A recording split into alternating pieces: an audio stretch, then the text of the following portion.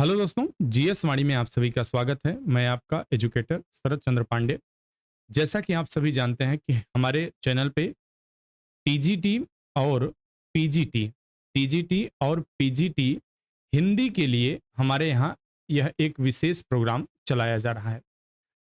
इसमें जैसा कि पहली वीडियो में हमने आपको एक्सप्लेन किया था कि 10,000 प्रश्नों की यह श्रृंखला हम लेके आपके लिए आ रहे हैं। 10,000 प्रश्न, इससे अधिक भी हो सकते हैं।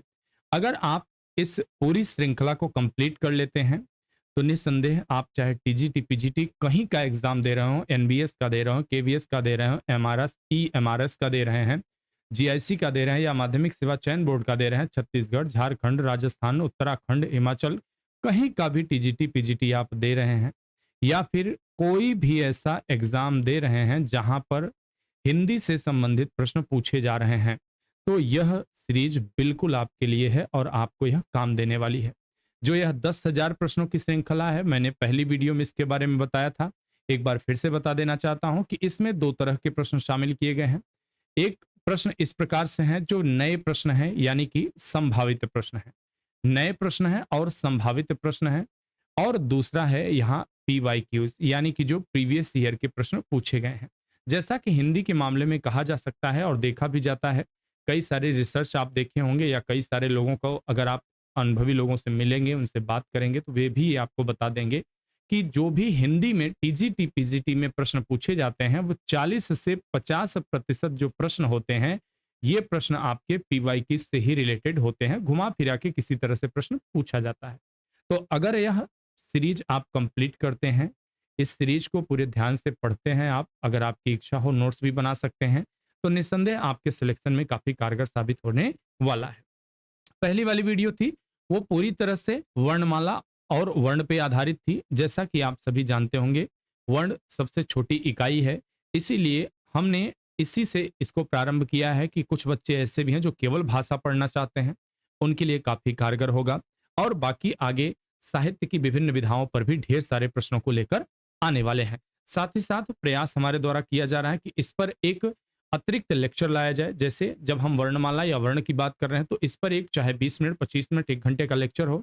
वर्णमाला से संबंधित तमाम प्रकार के जो थ्योरेटिकल पार्ट्स है उसको भी आपके साथ डिस्कस किया जाए। हालांकि यहाँ पर हम पीवाईक्यूज या फिर जो नए प्रश्न बनते हैं, जो एमसीक्यू है, उसके साथ साथ हम एक्सप्लेनेशन भी आपको देते हुए चलते हैं। तो चैनल पे बने रहिए। अगर आप चैनल पे नए हैं तो सब्सक्राइब जरूर कर लीजिए, क्योंकि इस तरह की अपडेट्स आपको मिलती रहेंगी। तो चलिए स्टार्ट करते हैं आज के इस सेशन के पहले प्रश्न की तरफ। तो हमारा पहला प्रश्न क्या कह रहा है? कंठ ध्वनियां कौन सी होती हैं? अगर आप में से कुछ लोग कल वाली वीडियो देखे होंगे तो वहां मैंने बहुत ही डिटेल में इसके बारे में चर्चा किया है। अगर आप नहीं भी देखे हैं तो चिंता करने की कोई बात नहीं है। यहां पर भी हम आपको उसी प्रकार के प्रश्नों को और उसी एक्सप्लेनेशन के साथ लेके चीजों को चलेंगे। तो पहला प्रश्न हमारा यहाँ क्या कह रहा है? कह रहा है कंठ कौन से वर्ग से हैं इसमें, यानी कि जिनका उच्चारण कंठ से किया जाता है। हालांकि हर किसी में कंठ की मदद ली जाती है, लेकिन हमारी जिह्वा द्वारा विभिन्न स्थानों को स्पर्श करते हुए अन्य प्रकार के वर्णों का उच्चारण किया जाता है। तो यहाँ कंठ यानी कि जिह्वा अन्य किसी भी प्रकार के स्थान को स्पर्श नहीं कर रही है। तो इसमें द, ल, व पहला विकल्प है हमारा। तो यह जाहिर सी बात है, इसमें एक त वर्ग का हो गया और यह आपका अंतस्थ व्यंजन हो गया। ये दोनों अंतस्थ हो गए और यह आपका त वर्ग का हो गया। तो क्या होता है इसमें, यह विकल्प यहाँ गलत हो जाएगा। उसके बाद आ रहा है यहाँ क, ग, ह। क, क वर्ग की पहली ध्वनि है, ग यह तीसरी हो गई और ह जो है आपका, यह ऊष्म व्यंजन के अंतर्गत आता है। यह क्या है? यह ऊष्म व्यंजन आपका है। उसके अलावा च, फ और र। तो यह च वर्ग का है और यह प वर्ग का है। तो च वर्ग तालव्य है और प वर्ग ओष्ठ है। और यहाँ पे आपका पुनः अंतस्थ व्यंजन यहाँ पे आ रहा है। अंतस्थ व्यंजन यानी कि य, र, ल, व ये सब आ गए। तो यहां पर पूछा गया था कंठ। हमारा जो विकल्प बी है यहां पर यह कंठ है। ठीक है, यह यहां पर कंठ वर्ग में है। ठीक है, तो यहां पर जो हमारा विकल्प बी होगा वह यहां पर सही होगा। क, ग और ह। क और ग, ह जो हैं ये दोनों कंठ से, ये तीनों कंठ से उच्चरित होने वाले ध्वनियां हैं। ये कंठ से उच्चरित होती हैं। उसके अलावा ट है। ट वर्ग से संबंधित है। ऋ नाम मूर्धा होता है। ड है ट वर्ग का ही है। ग है यह क वर्ग का संबंधित है, यानी कि इसका यहाँ पे मिलन सही नहीं है। चले अगला क्या है, निम्न में से कौन सा अंतस्थ व्यंजन है। अंतस्थ व्यंजन कौन कौन से होते हैं आप सभी को पता होना चाहिए। य, र, ल, व, ये क्या होते हैं, अंतस्थ व्यंजन होते हैं।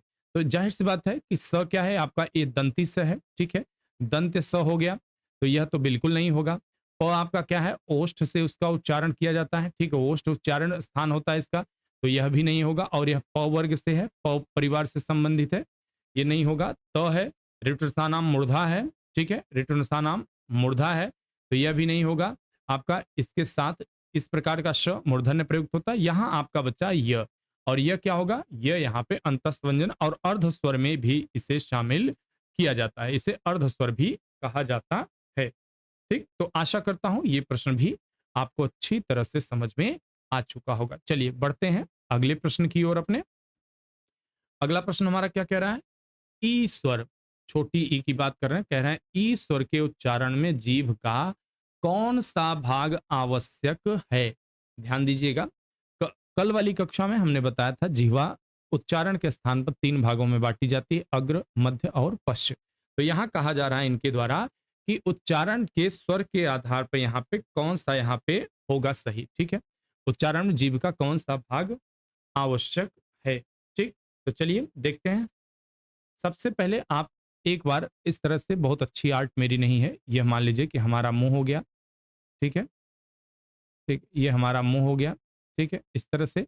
और जो जिह्वा होती है, जिह्वा बीच में रहती है इस तरह से, ठीक है, जिह्वा बीच में रहती है, तो इसको इस तरह से हम बांट सकते हैं, ठीक है। तो जो पहला वाला हिस्सा है इसको हम अग्रभाग, आगे वाला हिस्से को अग्रभाग कह लेंगे, ठीक है, और इस वाले हिस्से को हम मध्य भाग कह लेंगे, ठीक है, जबकि इस वाले हिस्से को हम क्या, पश्च भाग कह लेंगे, ठीक है, ये हो गया। अब अगर उच्चारण की बात करें, जो अग्र स्वर होता है जिह्वा का, तो अग्र स्वर से उच्चारण छोटी ई, इसके अलावा बड़ी ई, उसके अलावा ए और अय, इनसे क्या होता है, इनसे अग्र भाग से इनका उच्चारण किया जाता है, ठीक है। उसके अलावा जो मध्य भाग है, मध्य भाग से केवल एक वर्ण का उच्चारण होता है स्वर का, वह है अ, इसका जिह्वा के मध्य भाग से होता है।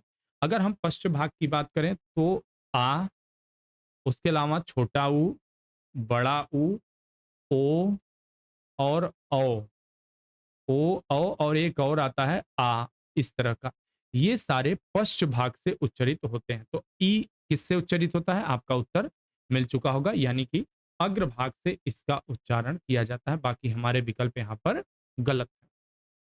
चले अगला, प ध्वनि का उच्चारण स्थान है। प ध्वनि का, अब इससे पहले भी हमने बताया था, इसमें प ध्वनि का उच्चारण स्थान क्या होगा, ठीक।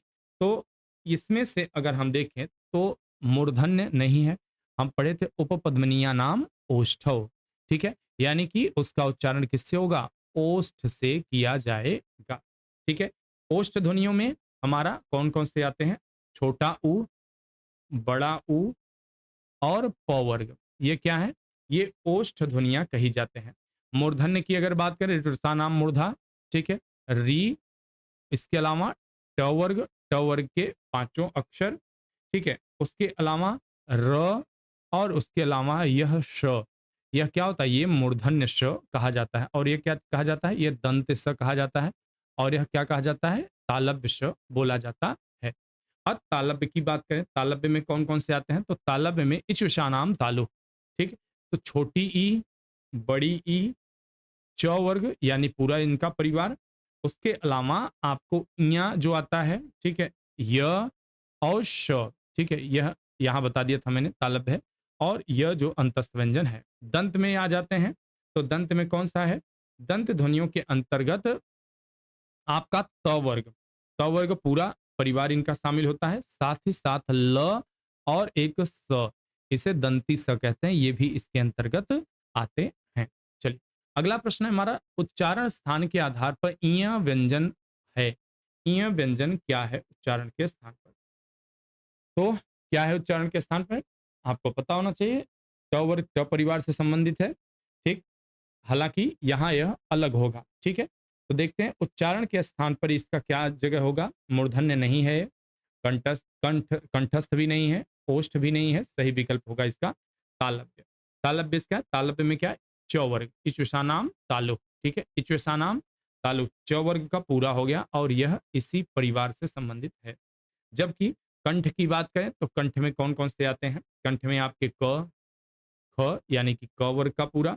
उसके बाद मूर्धन्य की बात करें तो ट वर्ग पूरा, ट वर्ग मूर्धन्य के अंतर्गत आता है। और ओष्ठ की बात करें तो पूरा प वर्ग का परिवार इसके अंतर्गत आता है। चले अगला प्रश्न, हिंदी में अनुस्वार किस संधि का सूचक नहीं है, पूछ रहे हैं नहीं है। प्रश्नों को बड़ा ध्यान से देखा करिए, यह एलटी में पूछा गया प्रश्न है, ठीक है। अब यहाँ कह रहे हैं कौन सा नहीं है, तो अंग, ठीक है, अंग है।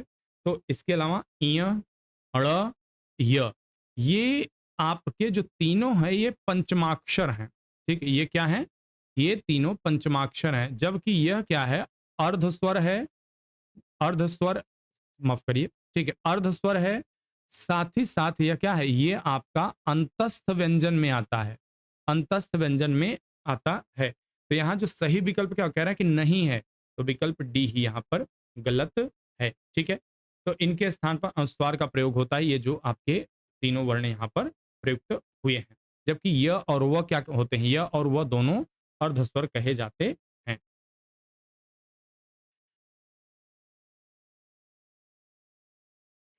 अगला है हमारा ड़ और ढ, ठीक है, ड़ और ढ़ ध्वनियों के विषय में कौन सा कथन शुद्ध है, ये यहाँ पर बिंदी नहीं होना चाहिए, ये गलत है, इसकी बिंदी यहाँ होनी चाहिए, ठीक है, वहां हो जाएगा तंगा हो जाएगा, पंचमाक्षर हो जाएगा कवर का, ठीक है, और यहाँ भी बिंदी होना चाहिए। तो कह रहे हैं कौन सा शुद्ध है इसमें, ठीक है, ये तालव्य ध्वनियां हैं, क्या यह सही है, बिल्कुल नहीं सही है, तालव्य हो ही नहीं सकता, ठीक है।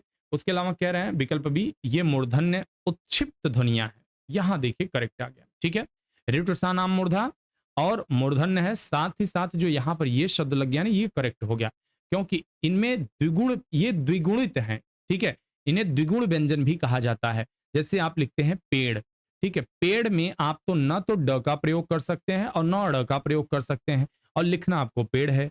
जैसे पढ़ाई, आपको लिखना है पढ़ाई, तो न तो आपको ड़ ढ का प्रयोग कर सकते हैं, ढ ढ का प्रयोग कर ढक्कन वाला, ये भी प्रयोग नहीं कर सकते, ठीक है, और न ही आप ड़ का प्रयोग कर सकते हैं, तो इसलिए आपको इसका प्रयोग करना पड़ता है। इनका प्रयोग शब्द के आरंभ मध्य अंत में किया जाता है, बिल्कुल ये भी गलत हो गया यहाँ पे, और ये गलत, हमारा उत्तर सही विकल्प क्या होगा, बी, यह सही उत्तर होगा।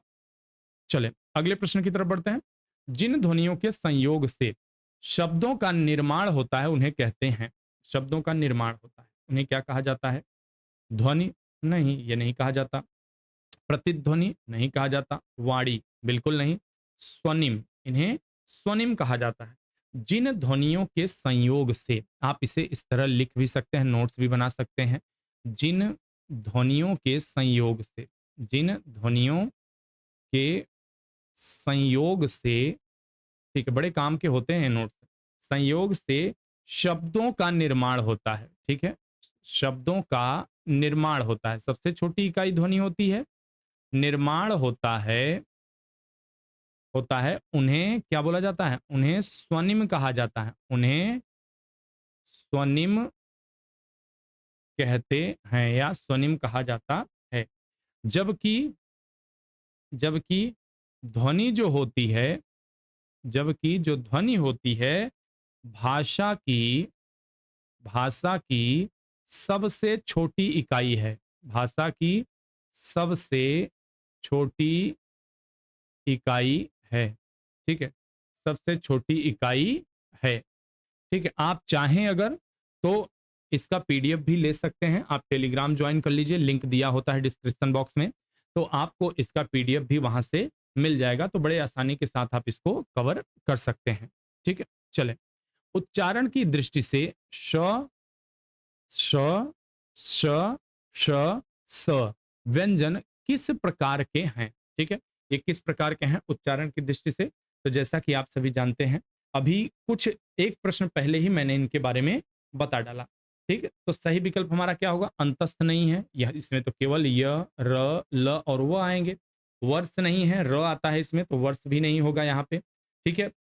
उसके अलावा ऊष्म आ गया हमारा, तो ऊष्म में हमारे ये आते हैं, ऊष्म के अंतर्गत ये आते हैं। तो सही विकल्प हमारा क्या होगा यहाँ? ऊष्म हमारा सही विकल्प होगा। ठीक है? जबकि यरल अंतस्थ हो गए, च, छ, ज, झ, इयां तालव्य व्यंजन हो गए। क व्यंजन के विषय में निम्नलिखित में कौन सा सही है? कह रहे हैं क व्यंजन के संदर्भ में।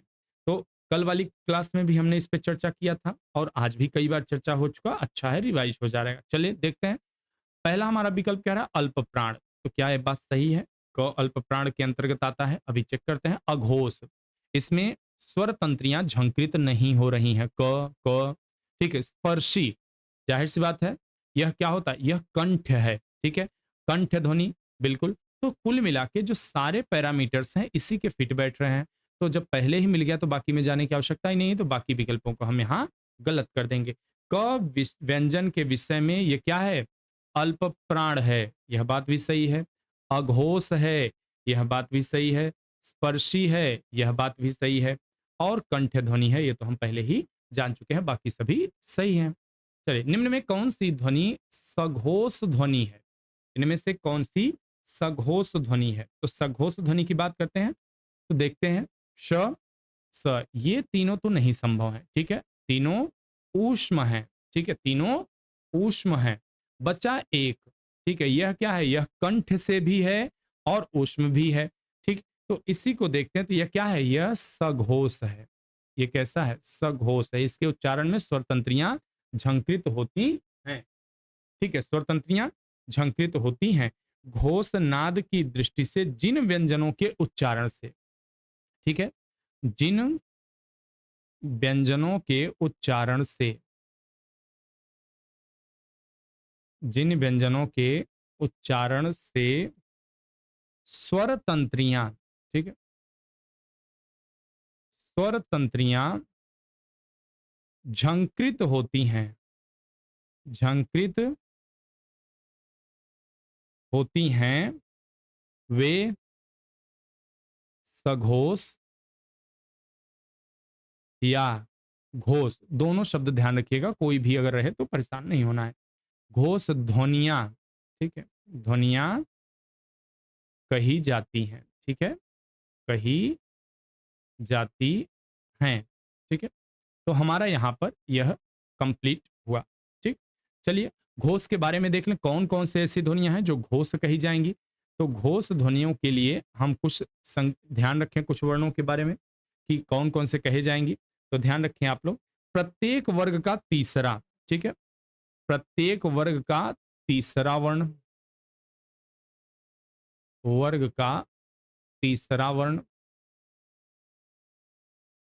क्या होगा? घोष होगा। इसके अलावा चौथा, तीसरा भी, चौथा भी और पांचवा भी, कल हमने इसके बारे में बहुत डिटेल चर्चा की थी। पांचवा भी और सारे स्वर, ठीक है, सारे स्वर ध्यान रखिए। और अंतस्थ, और जो अंतस्थ हैं, ठीक है, अंतस्थ और ह, ह जो है यह भी क्या आएगा? घोष या सघोष ध्वनियां कही जाएंगी। उम्मीद करता हूं समझ में आ गया होगा। चले अगला, प्रारंभ शब्द में प्र वर्ग का स्वरूप क्या है? प्रारंभ शब्द में प्र वर्ग के स्वरूप के बारे में यहां जानना चाहते हैं। तो सबसे पहली बात हम क्या देखेंगे? कौन से किसमें मिले हुए हैं वर्ण। तो आप देखिए प्रारंभ शब्द में प्र, ठीक है, प्र वर्ण जो है का स्वरूप क्या है? सबसे पहले हमें ये देखना पड़ेगा प्र वर्ण का स्वरूप क्या है। तो क्या है इसका? प धन र। प्र में प आधा वर्ण है। ठीक है, प आधा क्योंकि हलंत लगा है, लेकिन र पूरा वर्ण है। जिन वर्णों के उच्चारण से पहले होता है वे अर्ध वर्ण होते हैं। हलंत जो होता है वे इस तरह वर्ण होते हैं, वर्ण के और बाद के वर्ण पूर्ण होते हैं। अगर इस तरह का हो जाए तो हमारा यहाँ सही विकल्प क्या होगा? सही विकल्प हमारा यहाँ ए भी नहीं है, क्योंकि प में हलंत होना चाहिए, यहाँ र में लगा है, यहाँ दोनों में लगा है, दोनों पॉसिबल नहीं प्रोनाउंसिएशन। ठीक है, और यह बी जो हमारा है विकल्प सही है। ठीक है, विकल्प यहाँ सही है, ये गलत हो गया। चलिए आगे बढ़ें। वर्गों में संधि हो जाने से, कह रहे हैं कि वर्गों में संधि हो जाने से क्या बनता है? क्या बनता है? नए वाक्य की रचना होती है? बिल्कुल नहीं होती। नया स्वर बनता है? नहीं बनता है। नया वर्ण प्रयुक्त होता है? नहीं होता है। नई ध्वनि बनती है? बिल्कुल नई ध्वनि बनती है। वर्णों में संधि हो जाने पर नई ध्वनि बनती है। वर्णों में संधि सार्थक शब्दों के सुव्यवस्थित क्रम। साथ-साथ देखते चलें क्या दिक्कत है। ठीक है, तो क्या कहा जा रहा है? सार्थक सार्थक शब्दों सार्थक शब्दों के सुव्यवस्थित क्रम सुव्यवस्थित क्रम सुव्यवस्थित क्रम को क्या बोला जाता है? वाक्य कहा जाता है। ठीक है, सेंटेंस बोला जाता है। चलें अगला। अनुस्वार में नासिक्य व्यंजन डॉट डॉट डॉट का प्रतिनिधि है। अनुस्वार में नासिक्य व्यंजन डॉट डॉट का प्रतिनिधि है। कौन सा? इसमें देखिए, पहली चीज यहां पर हम चेक करेंगे कौन कौन से वर्ण यहां मिले हुए हैं। ठीक है, और आपको पता है जो पंचमाक्षर होता है किसी वर्ग का, ये आप ट्रिक याद रखिए, पंचमाक्षर, उसी के बारे में हम नासिक के अनुनासिक के बारे में सोच सकते हैं। नासिक के होगा और कोई नहीं हो सकते। पहले में चेक करते हैं। पहला क्या देख रहे हैं? अंग इय ड़ न म यंग मण नम। आपको अगर 14 माहेश्वर सूत्र याद है तो पता चल जाएगा। तो यहाँ पांचों सही है। ठीक है, दूसरे में भी चेक कर लेते हैं। हालांकि मिल गया पहले ही, जाना नहीं है, लेकिन आपकी तसल्ली के लिए क्योंकि हम सवाल हल कर रहे हैं। यम गणनम भ, कहाँ से आ गया भाई भ? ये तो प वर्ग का तीसरा अक्षर है, पॉसिबल नहीं है। यम गणनम, यहाँ पे अगर देखें तो यहाँ पर हमारा सारा सही आ रहा है, लेकिन क्योंकि हमने पहले में देख लिया था इसलिए यहाँ पर हम जो है अगले वर्ण को नहीं मानेंगे, क्योंकि है यह भी। ठीक है यहाँ भी, लेकिन इसे हम गलत, पहले हमारा उत्तर मिल चुका था। दूसरे में इसमें म आ गया, इसमें ड आ गया, इसमें द, इस प्रकार से पूरी तरह खारिज हो गया। तो सही विकल्प हमारा क्या होगा? सही विकल्प ए होगा। और यह प्रश्न उच्च माध्यमिक शिक्षा भर्ती में मध्य प्रदेश में आया हुआ है, तो इस तरह की गलतियां होना सामान्य बात होती है। अनुस्वार वास्तव में नासिक के व्यंजन यंग मणनम का प्रतिनिधि है। नासिक के व्यंजन ऐसा व्यंजन होता है, ध्यान रखिए, यहाँ थोड़ा सा उदाहरण देखिए। नासिक के व्यंजन, ठीक है, नासिक के व्यंजन की हम बात करें तो नासिक के व्यंजन किसे कहेंगे ये देख लेते हैं। ठीक है, नासिक के व्यंजन किसे कहेंगे? ऐसा व्यंजन जिसे ऐसा व्यंजन जिसे नरम, ठीक, जिसे नरम तालु को नरम तालु को नीचे लाकर नीचे लाकर उत्पन्न किया जाता है। ठीक है, उत्पन्न किया जाए, और और जिसमें मुंह जिसमें वायु मुंह से वायु निकलने पर मुंह से वायु निकलने पर अवरोध हो। ठीक है, अवरोध हो, लेकिन एक एक लाइन ध्यान रखें, लेकिन नासिका से, यानी कि आपके नाक से निकलने की छूट हो, निकलने की छूट हो, तो उसे क्या कहा जाए? उसे हम पंचमाक्षर या नासिक के व्यंजन कहते हैं। इनके स्थान पर अनुस्वार का प्रयोग सुविधाजनक माना जाता है। इनके स्थान पर हम अनुस्वार का प्रयोग कर देते हैं। चले आगे। छ छ संयुक्त व्यंजन का निर्माण किन दो वर्णों के संयोग से हुआ है? आपके पास संयुक्त व्यंजन जो होते हैं, संयुक्त व्यंजन,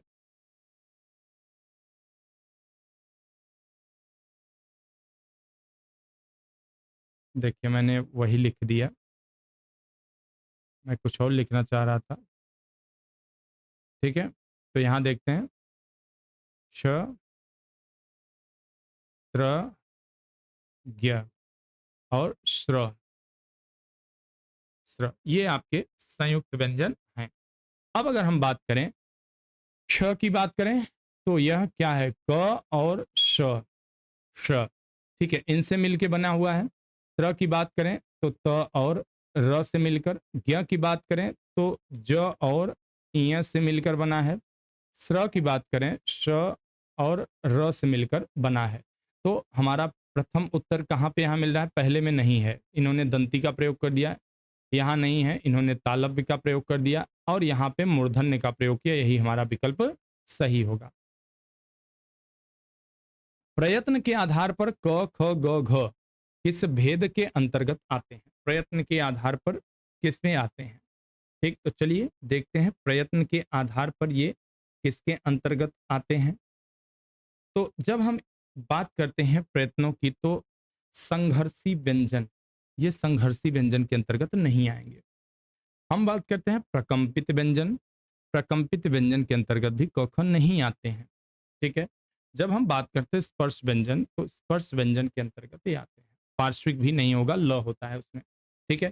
तो जब प्रयत्न के आधार पर बात करें तो क वर्ग जो है घ तक, क से घ तक जो होता है ये स्पर्श व्यंजन के अंतर्गत आते हैं। ये स्पर्श व्यंजन के अंतर्गत आते हैं। स्पर्श व्यंजन क से म तक होते हैं। स्पर्श व्यंजन क्या होते हैं? क से म तक। ठीक है। ये होते हैं जिनकी संख्या कुल कितनी है? 25 है। कुल संख्या इनकी 25 है, प्रत्येक वर्ग के 5 और 5 वर्ग होते हैं। इन्हें वर्गीय व्यंजन भी कहा जाता है। इन्हें वर्गीय व्यंजन भी कहा जाता है। ठीक है, वर्गीय व्यंजन कहते हैं। ठीक, जबकि संघर्षी व्यंजन जो होते हैं, अगर हम बात करें संघर्षी व्यंजन, ठीक है, संघर्षी व्यंजन की अगर हम बात करें, संघर्षी व्यंजन में कौन कौन से आते हैं? श, श, श और स और ह। ये माफ करिए, है लिख दिया ह। ये संघर्षी व्यंजन के अंतर्गत आते हैं। ठीक है। इसके अलावा हम बात करें लुंठित, र जो होता है, र, केवल र, ये लुंठित व्यंजन है। ठीक है, इसे लुंठित व्यंजन भी कहा जाता है। और ल जो होता है वह पार्श्विक व्यंजन कहा जाता है। ल को पार्श्विक व्यंजन बोला जाता है।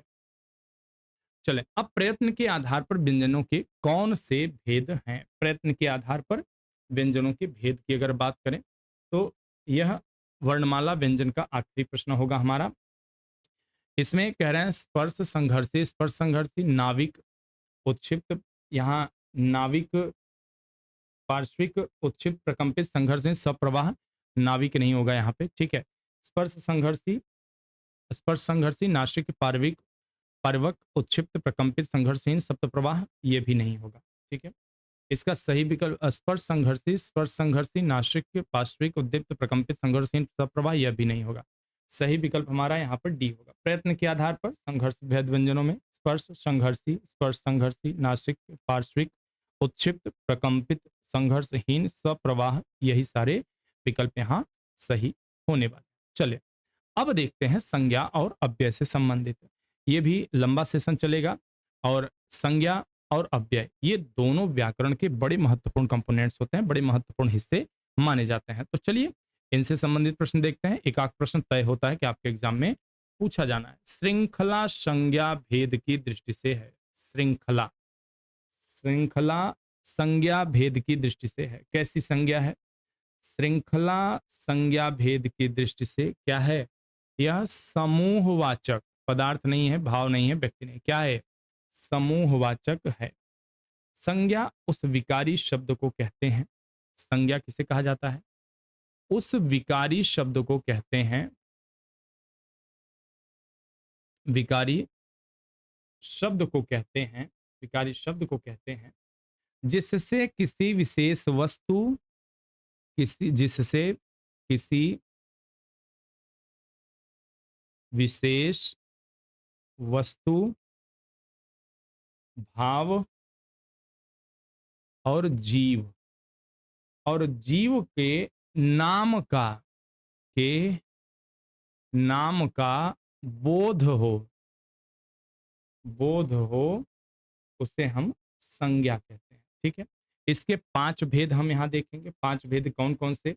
व्यक्तिवाचक, ठीक है, 5 भेद के अंतर्गत, जैसे 5 भेद के अंतर्गत कौन? व्यक्तिवाचक, ठीक है, व्यक्तिवाचक, व्यक्तिवाचक हो गया। इसके अलावा जातिवाचक, ठीक है, इसी में दिया हुआ है कुछ कुछ, जातिवाचक, ठीक है, जातिवाचक हो गया। इसके अलावा समूह, समूहवाचक,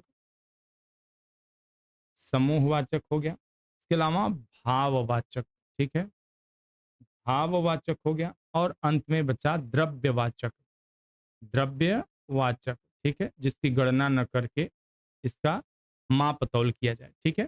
तो व्यक्तिवाचक, जातिवाचक, समूहवाचक, भाववाचक और द्रव्यवाचक, ये संज्ञाएं यहाँ पर हो गई। जिस संज्ञा से वस्तु या व्यक्ति के समूह का बोध होता है उसे समूहवाचक संज्ञा कहते हैं। जैसे सभा, दल, गिरोह, गुच्छा, कुंज, मंडल और घौल। यहाँ श्रृंखला की बात हो रही है, समूह की बात हुई है। निम्नलिखित में से क्या एक अविकारी शब्द है? इस अविकारी शब्द का भेद नहीं है। बड़ा कमाल का प्रश्न है, ध्यान से सुनिए इसे। कौन सा अविकारी शब्द का एक भेद नहीं है पूछा जा रहा है, ठीक। विशेषण अविकारी शब्द का एक भेद नहीं है, ध्यान रखिए, विशेषण, ठीक है। यह अविकारी यानी कि यह विकार उत्पन्न करता है, ठीक है, अविकारी, ठीक है, यह अविकारी शब्द का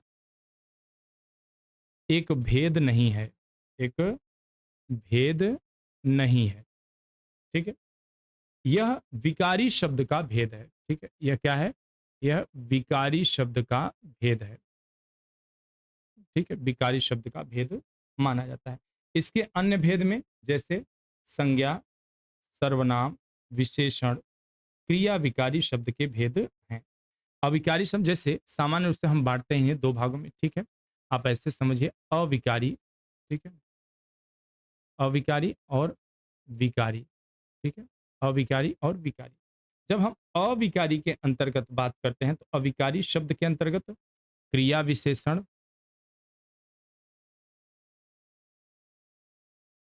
क्रिया विशेषण, समुच्चय बोधक,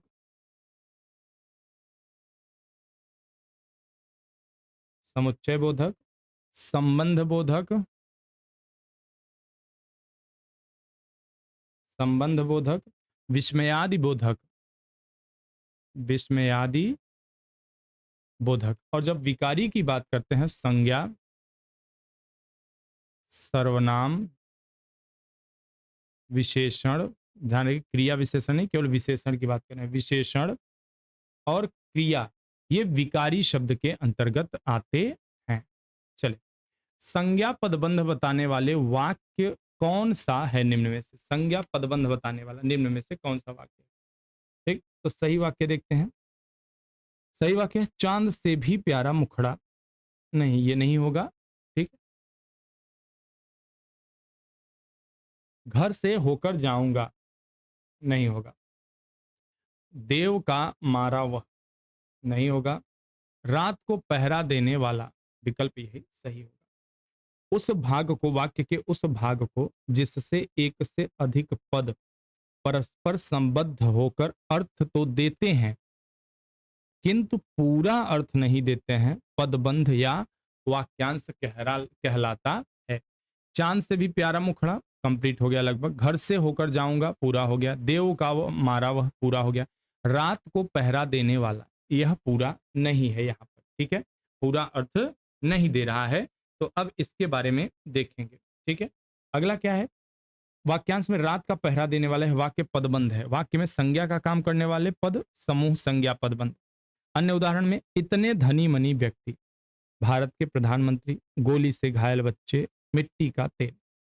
विशेषण पदबंध की बात करें, किसी संज्ञा की विशेषता बताने वाले पद समूह विशेषण पदबंध कहलाते हैं। जैसे नीली में बहता हुआ पानी, चांद से भी प्यारा मुखड़ा, ये विशेषण पदबंध का उदाहरण है पहला वाला। इसके अलावा जैसे मुझ अभागे से या दैव का मारा वह, दैव का मारा वह, यह क्या हो जाएगा?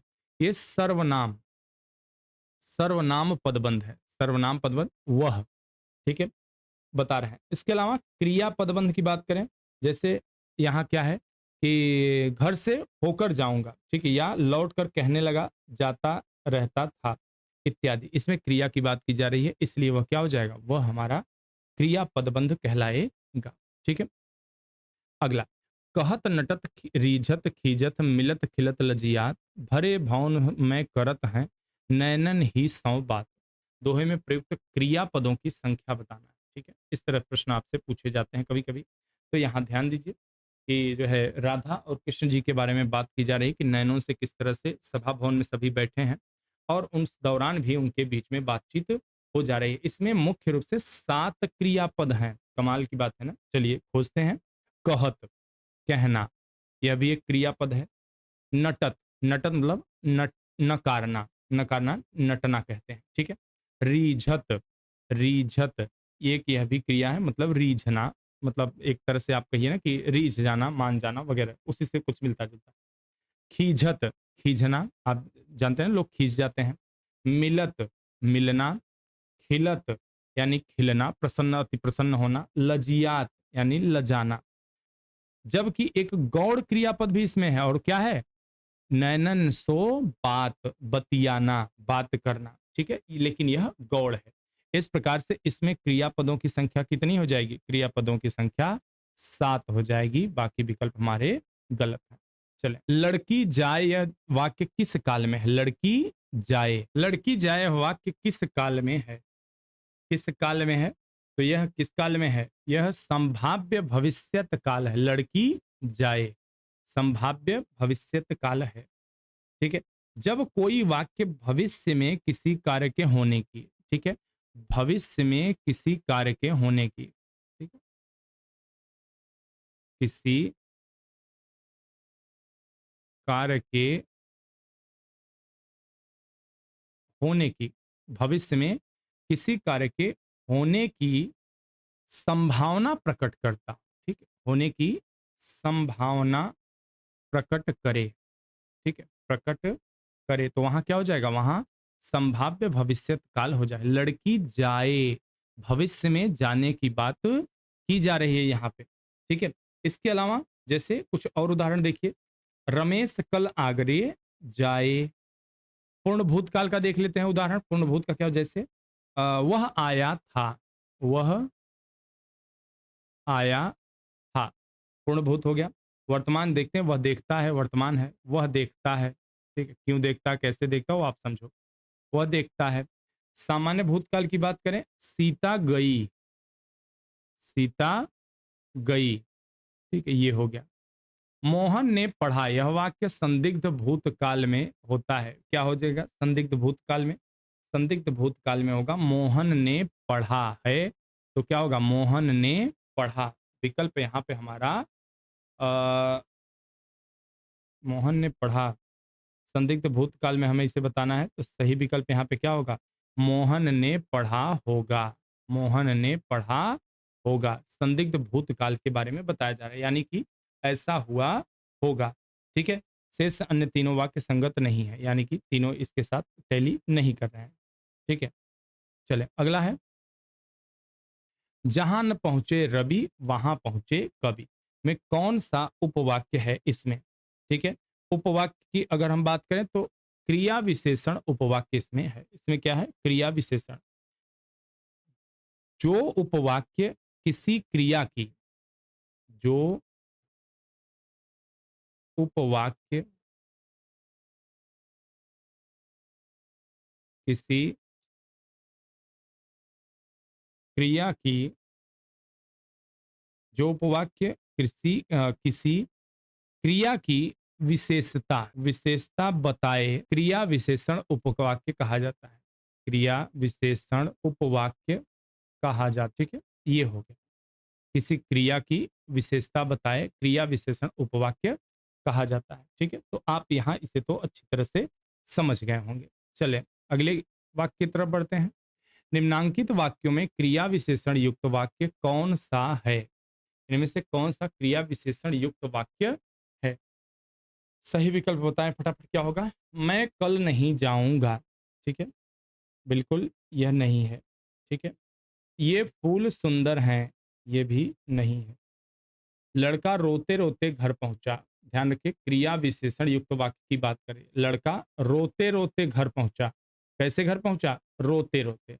आज शाम को मत आना, बिल्कुल नहीं आएगा। तो इस प्रकार से यहाँ पर ये वाक्य हमारा सही हो जाएगा।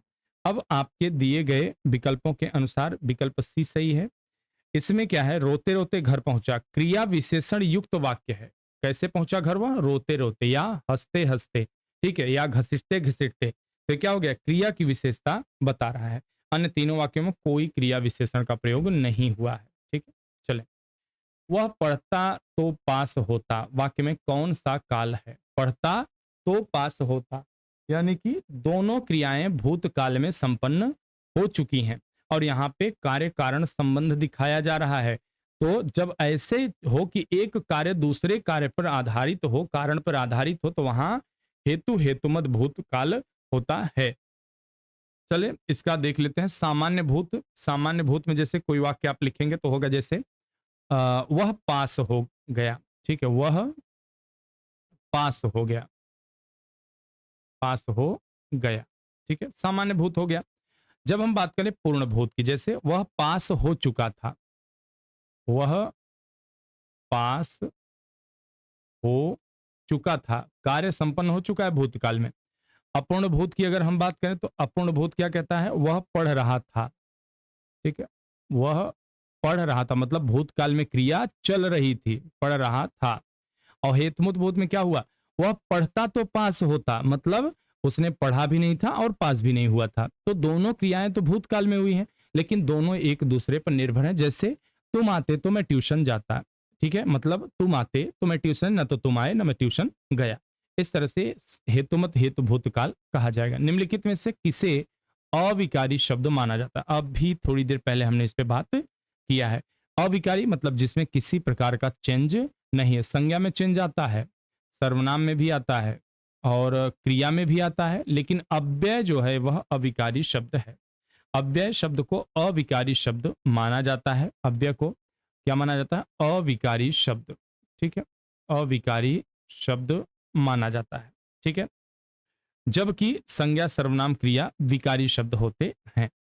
संज्ञा उस विकारी शब्द को कहते हैं जिससे किसी विशेष वस्तु भाव जीव के नाम का बोध हो। सर्वनाम संज्ञा के स्थान पर प्रयुक्त होने वाले शब्द सर्वनाम है।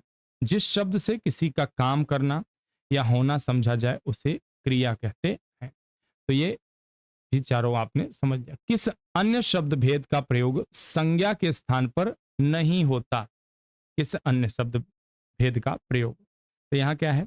सर्वनाम का बिल्कुल होता है, यह सही नहीं है। क्रिया विशेषण, तो क्रिया विशेषण का भी नहीं होता है। ठीक है, विशेषण की बात करें इसका भी नहीं होता और ई तो नहीं होता। हमारे पास एक विकल्प बचा, विकल्प बी, यही हमारा सही होगा, समुच्चय बोधक। समुच्चय बोधक का प्रयोग संज्ञा के स्थान पर होता है। ठीक है, समुच्चय बोधक का प्रयोग कहाँ होता है? क्रिया के स्थान पर।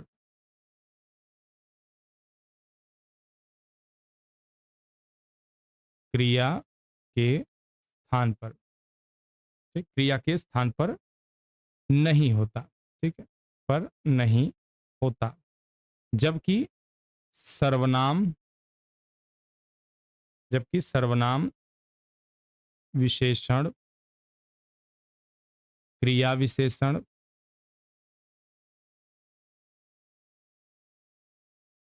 क्रिया विशेषण तथा क्रिया प्रयोग संज्ञा के स्थान पर होते हैं। संज्ञा के स्थान पर होते हैं। ठीक है, समुच्चय बोधक अव्यय का एक भेद है। ठीक है, समुच्चय बोधक अव्यय का एक भेद है। क्या है?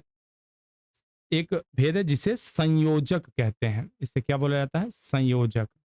जो इसका एक भेद होता है, अर्थात दो वाक्यों अथवा, ठीक है, दो वाक्यों अथवा शब्दों, दो वाक्यों अथवा संयोजक का मतलब जोड़ने वाला, शब्दों को मिलाने वाले, मिलाने वाले को क्या बोला जाता है? समुच्चय बोधक। क्या बोला? समुच्चय बोधक। ठीक है, जैसे हंस दूध और पानी को अलग कर देता है। हंस दूध और पानी को अलग कर देता है। इसमें और शब्द जो है समुच्चय बोधक है। लिख ही देते हैं इसमें भी एग्जाम्पल। ठीक है, यहाँ जगह तो नहीं है, चलिए यहीं नीचे लिख देते हैं। हंस दूध और पानी को अलग कर देता है। ठीक, ये यहाँ पर दूध और पानी शब्दों को जोड़ रहा है कौन? और। ठीक है, और क्या है? यहाँ पर समुच्चय बोधक है। चले अगले प्रश्न की तरफ। निम्नलिखित में से नाम धातु क्रिया कौन सी नहीं है? कह रहे हैं नाम धातु क्रिया कौन सी नहीं है, ये पूछा जा रहा है। ठीक है, तो चलते हैं देखते हैं नाम धातु क्रिया इनमें से कौन सी नहीं है। तो सही विकल्प इसमें क्या होगा? सही विकल्प होगा इसमें नाम धातु क्रिया कौन सी नहीं है पूछ रहे हैं, तो कौन सी नहीं है हमारा विकल्प यहाँ कौन सा सही होगा? विकल्प हमारा यहाँ सही होगा बतियाना। यह है, ठीक है, नाम धातु है तो ये विकल्प नहीं होगा। गरमाना भी है और धकियाना भी है, समझाना भी है, तो विकल्प के अनुसार हमारा सही है अपनाना। यह नाम धातु क्रिया नहीं है। ठीक है, नाम धातु के जो धातु संज्ञा या संज्ञा या विशेषण से संज्ञा या विशेषण से बनती है उसे नाम धातु कहते हैं। उसे नाम धातु कहते हैं। जैसे हाथ से हथियाना, लात से लतियाना, बात से बतियाना, बात से बतियाना, इस तरह से वाक्य जो बनते हैं। ठीक है, और जो गरमाना है ये क्या है? ये विशेषण है। ठीक है, यह विशेषण के तौर पर प्रयुक्त हुआ है। ठीक है, चिकना से चिकनाना इत्यादि। ठीक है, चले अगला पढ़ते हैं। अगला प्रश्न है पुरुषवाचक सर्वनाम ने मैं का संबंध रूप निम्नलिखित में से क्या होगा? मैं का संबंध रूप पूछा जा रहा है, तो मैं का यहाँ संबंध रूप क्या होगा? मुझ, मुझ नहीं होगा यह संबंध रूप। मेरा, हाँ मैं का मेरा होगा, हम नहीं होगा और मुझसे नहीं होगा। तो पुरुषवाचक सर्वनाम मैं का संबंध रूप होगा मेरा। ठीक है, मैं का संबंध रूप क्या होगा? मेरा। ठीक है, इसके तीन भेद होते हैं। तीन भेद कौन? उत्तम पुरुष, मध्यम पुरुष और अन्य पुरुष। ठीक, तो उत्तम में कौन से आता है? मैं, वक्ता की बात आ रही है, मैं और हम। मध्यम में क्या आता है? तुम, श्रोता, तुम, आप या तू, कुछ भी। और अन्य में क्या आता है? तीसरे व्यक्ति, न श्रोता न वक्ता, वह, वे, यह और ये। है नहीं है, ये है, ध्यान रखिए, ये सारे आते हैं। चलिए, हिंदी संज्ञाओं के विषय में निम्नलिखित में से कौन सा कथन सही है? कौन सा कथन सही है हिंदी संज्ञाओं के विषय में? सही विकल्प यहाँ क्या होगा? सही विकल्प हमारे हिंदी में संज्ञा शब्द बहुवचन में ही प्रयुक्त होते हैं। ठीक है, ये गलत है हमारा। जो संज्ञाएं लेखन में अकारांत हैं उनका उच्चारण व्यंजनांत ही होता है, तो यह क्या होगा? हमारा बी विकल्प यहाँ सही मिल गया। तो बाकी सही हो भी तो हमसे फर्क नहीं पड़ता, जो हमें पहले मिल गया वही हमारा सही होगा। ये D triple S B PGT में प्रश्न पूछा गया है। ठीक है, सायंकालीन जो एग्जाम 2 से 5 था। जो संज्ञाएं लेखन में अकारांत हैं उनका उच्चारण व्यंजनांत ही होता है, इसलिए यह स्टेटमेंट पूरा का पूरा हमारा सही है। निम्नलिखित में से कौन सा क्रिया विशेषण का भेद नहीं है पूछा जा रहा है? ठीक है, नहीं है पूछ रहे हैं यहाँ पर, तो कौन सा नहीं है? रीतिवाचक बिल्कुल है, स्थानवाचक ये भी है, और कालवाचक ये भी है, लेकिन गुणवाचक नहीं है। गुणवाचक क्रिया विशेषण का भेद ये नहीं है, क्रिया विशेषण का भेद नहीं है। ठीक है, यह विशेषण का भेद है, जबकि रीतिवाचक, स्थानवाचक, कालवाचक क्रिया विशेषण के भेद हैं। बाकी ये सारे क्रिया विशेषण के भेद हैं, यानी क्रिया की विशेषता ये बताते हैं। तो यहाँ पर आज का हमारा यह सेशन समाप्त होता है। आशा करता हूँ आपको पसंद आया होगा। अगर अभी तक आप चैनल पे बने रहे देखे तो आपको बहुत बहुत धन्यवाद, और चैनल को प्लीज सब्सक्राइब जरूर कर लीजिएगा। अगर नए हैं बेल आइकन दबा लीजिएगा, जिससे कि सारी वीडियो की अपडेट्स जो है और चैनल के अपडेट्स आपको मिलते रहेंगे। दोस्तों तक शेयर ज़रूर कर दिया करें, बहुत कम समय लगता है, साथ ही साथ इससे हमें काफ़ी प्रोत्साहन मिलता है। तो चलिए बढ़ते हैं, आगे मिलते हैं आपसे कल की वीडियो में, तब तक के लिए ढेर सारा धन्यवाद और शुभकामनाएँ।